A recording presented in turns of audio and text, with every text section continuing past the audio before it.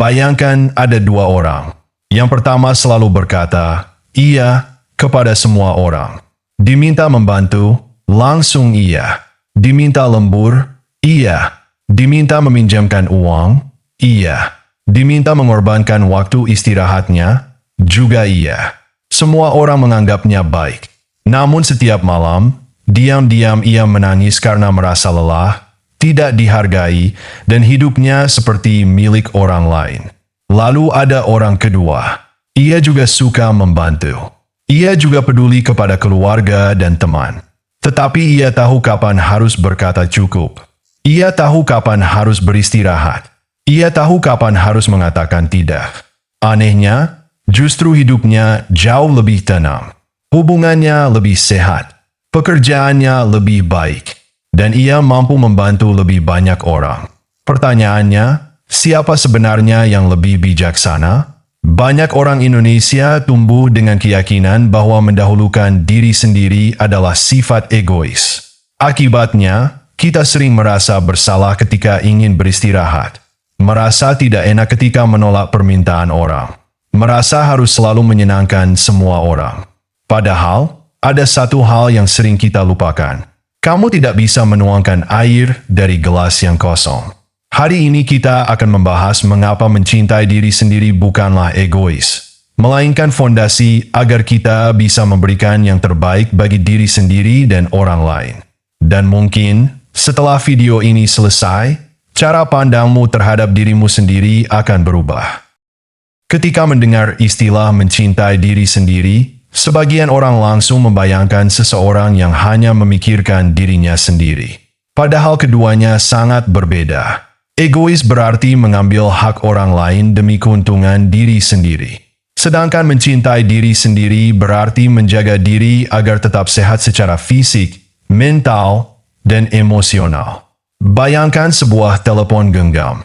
Setiap hari dipakai. Dipakai bekerja. Dipakai belajar. Dipakai berkomunikasi, tetapi tidak pernah diisi daya. Apa yang akan terjadi? Cepat atau lambat, baterainya habis. Begitu juga manusia. Kalau setiap hari kita hanya memberi tenaga kepada orang lain tanpa pernah mengisi ulang energi diri sendiri, akhirnya kita akan kelelahan. Yang lebih berbahaya, kita mulai mudah marah, mudah tersinggung, kehilangan semangat, bahkan kehilangan arah hidup. Ironisnya, semua itu sering dianggap sebagai hal yang biasa. Kamu harus kuat. Jangan mengeluh. Semua orang juga capek. Kalimat seperti itu sering kita dengar. Padahal lelah bukan tanda kelemahan. Lelah adalah sinyal bahwa tubuh dan pikiran membutuhkan perhatian. Banyak dari kita sejak kecil lebih sering diajarkan untuk menjadi anak yang baik daripada menjadi pribadi yang sehat. Kita diajarkan menghormati orang lain. Itu benar. Kita diajarkan membantu sesama. Itu juga benar. Namun sangat sedikit yang mengajarkan bagaimana menghormati diri sendiri. Bagaimana mendengarkan perasaan sendiri. Bagaimana menjaga kesehatan mental. Akibatnya, ketika dewasa kita sering hidup berdasarkan penilaian orang lain. Kalau dipuji, kita bahagia. Kalau dikritik, kita merasa tidak berharga. Seolah-olah nilai diri kita ditentukan oleh orang lain. Padahal harga diri tidak boleh bergantung pada pendapat orang. Karena pendapat orang bisa berubah setiap saat. Hari ini mereka memuji. Besok mereka bisa saja mencela. Kalau kebahagiaan kita bergantung pada itu, hidup akan selalu dipenuhi kecemasan. Salah satu bentuk mencintai diri sendiri adalah berani mengatakan tidak. Ini bukan berarti kasar, bukan berarti sombong, tetapi menyadari bahwa waktu dan energi kita terbatas.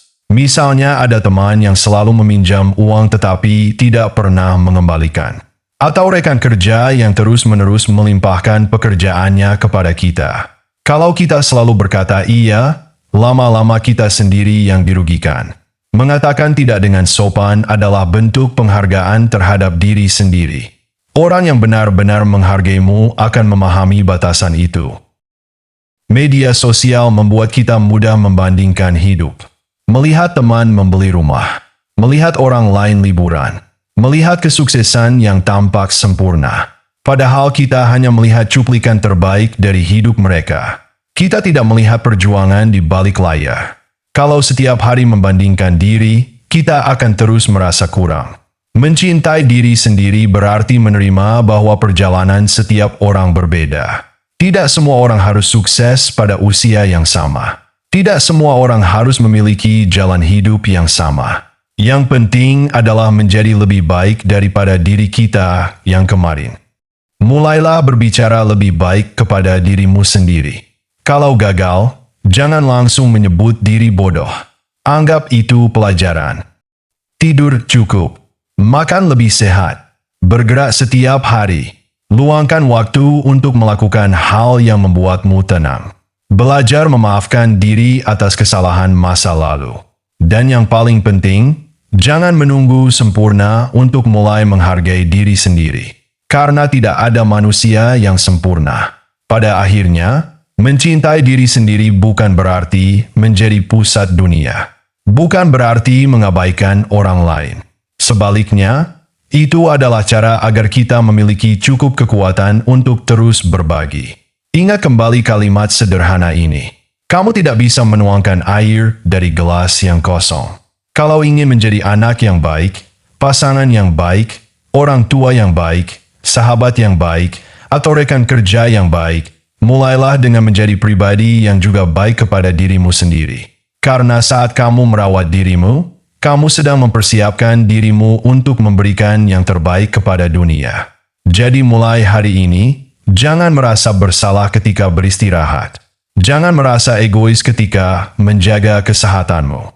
Jangan merasa takut untuk menghargai dirimu sendiri. Karena mencintai diri sendiri bukan akhir dari kepedulian. Mencintai diri sendiri adalah awal dari kemampuan untuk mencintai orang lain dengan lebih tulus, lebih sehat, dan lebih bertahan lama. Jika hari ini ada satu hal yang ingin kamu ingat, biarlah kalimat ini tetap tinggal dalam pikiranmu. Mencintai diri sendiri tidak berarti egois. Itu berarti kamu cukup peduli untuk memberikan yang terbaik bagi dirimu sendiri, sehingga kamu juga mampu memberikan yang terbaik bagi orang-orang yang kamu cintai.